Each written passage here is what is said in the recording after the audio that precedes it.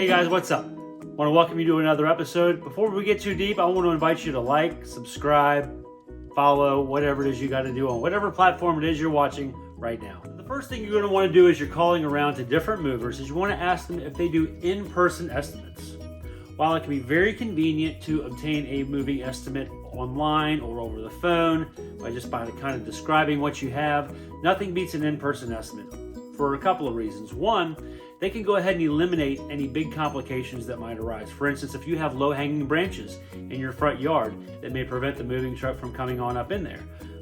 If there are access issues, things like that, if there are just things that they possibly can't move, if you have a great big piano, something like that, they're going to be able to tell you right then, hey, you're going to have to hire a specialty mover for something like that. What you want to find out from your moving company is there anything that they're just not willing to move?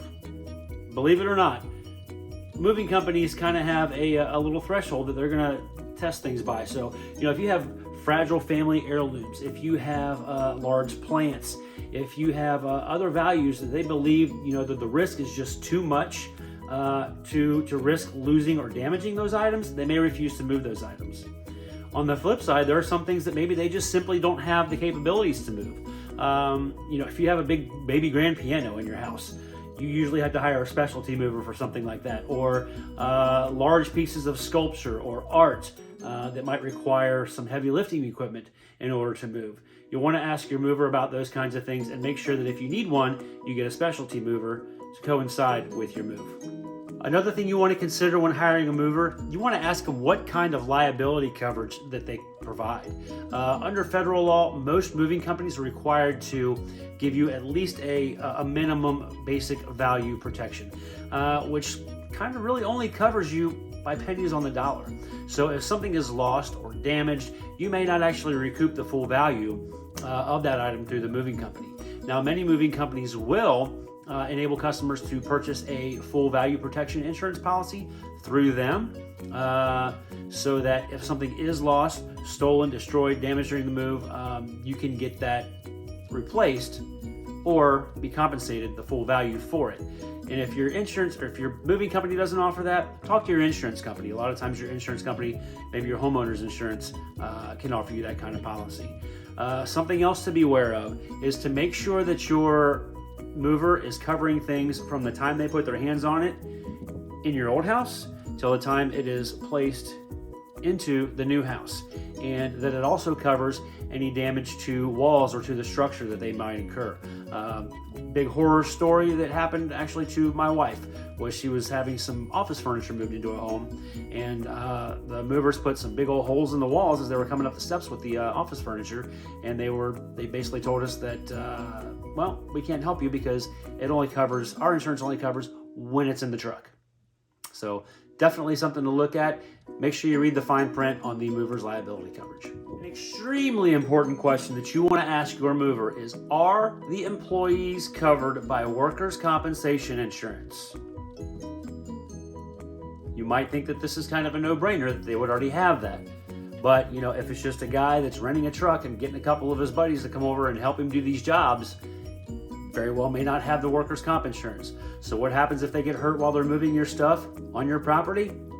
That's right, you're liable for it. You could be liable for the injuries that they sustain. So make sure that the crew is covered by workers' comp insurance before you hire your mover. Many of the pieces of furniture in your house may need to be disassembled. Bed frames, couches, dining room tables, they'll have to be dismantled before they can fit through doors or down hallways and stairs. Many movers will go ahead and disassemble and reassemble your furniture for you. Some won't. This is another question you're definitely going to want to make sure that you know before you end up having to flip over a couch or your dining room table to try to dismantle things and then try to reassemble when you get it to your new house. Know who is moving your stuff. So you'll want to ask the moving company if they or a third party are going to be moving and delivering the items. Many moving companies have their own movers who do the packing and moving for them. But some movers only act as brokers, and so they hire subcontractors or a third party to do all the moving for them. So you'll get some contractors that are more experienced than others. So if a moving company says that they're going to be outsourcing everything, make sure that the contractor has a qualified team of moving professionals that's set up to the task. Some moving companies will even let you meet the actual movers face-to-face before the big day. Always, always, always ask for a specific contact person throughout the move so that you have one person that you're talking to from the time the truck pulls up to your old house to load till the time that the truck pulls away from your new house and everything's been unloaded. So make sure you've always got one specific point of contact and know who's moving your stuff. Believe it or not, some movers actually restrict the type of packing materials that you can use. So they'll have specific types of boxes, bubble wrap, different tapes and things that they require you to use if you're going to pack things up yourself. See if those things are going to be included in your move. Is it included in the price or not? That's another thing to ask when you're getting that first quote. What is included? Do I get the boxes? Do I get the bubble wrap? Do I get the packing tape? Or am I going to have to buy all these things separate? Also, some moving companies may require you to protect items by covering them in a protective material instead of just wrapping them in towels. A lot of people, they'll pack up a dining room table and they'll just throw some blankets or some towels behind it. Some moving companies are going to want you to do all that stuff in bubble wrap. Now, boxes and protective material like bubble wrap and newsprint are the most effective means of carrying, transporting, and protecting all of your personal items. So make sure that you're doing it right, ask what you need to do, and see what's included. Be sure to ask your mover if they can guarantee your delivery date, especially if you're moving across country or, even 50, 60 miles away from home. That's a big trek back and forth to try and get some things. So where some movers may only guarantee delivery within a 2 or 3 day window, others can promise you and guarantee you a specific delivery day. If you need your stuff by a certain deadline, make sure your movers can accommodate your schedule. The last thing that you want to do is be stranded in a new town, not knowing where anything is, with only what you've packed in a suitcase in your car. Prepare yourself for some big surprises and some sticker shock when you go to get those quotes. The average cost for a local household move is about $1,000 according to moving.com. That number goes up to about $5,000 for a long distance move, and that's just an average price. The longer the move, the more stuff you have, obviously the more it's going to cost. And the numbers also kind of depend on the size of the move, being the weight. How much weight are you putting into that truck? And then the distance that you're moving, like I just said. Still, every moving company has its own way of evaluating things. So some movers will offer significantly less estimates, but they're gonna bake in some kind of hidden fees.